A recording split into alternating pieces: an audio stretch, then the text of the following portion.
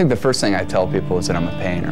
And then the second thing I have to do is qualify it so they know that I'm not a house painter, which I have a lot of respect for house painters, but it's a matter of letting them know that it participates in the art world.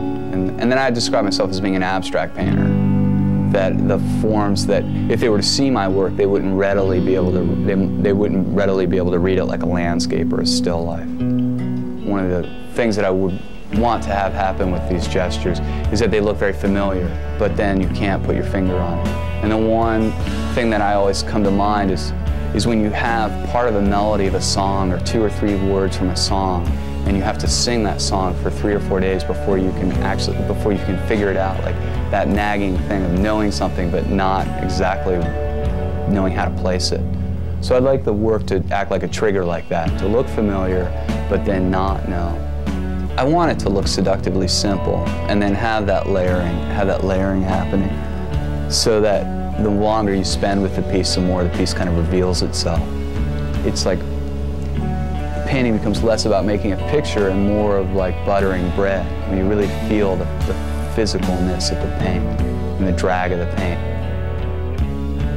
I'm going with these kind of, in the last season, I've been going with these kind of hot designer colors, like very kind of overtly commercial, decorative colors. And one of the places that I cite when people ask me is for talk about inspirations or what informs the work. I invariably talk about Target and the color schemes that Target was using last summer. These real hot oranges and greens. There was a period in time where I was avoiding using certain colors because I felt like they would be dated.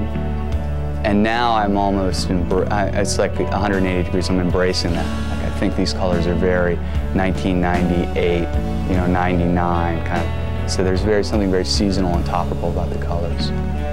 There's so much going on in the art world. And I think the point that we're at right now is really a good one because it's very open as far as materials and medium and points of view and perspectives. That the playing field or the field of making work is very diverse, so that there isn't one type of work or there isn't one type of material.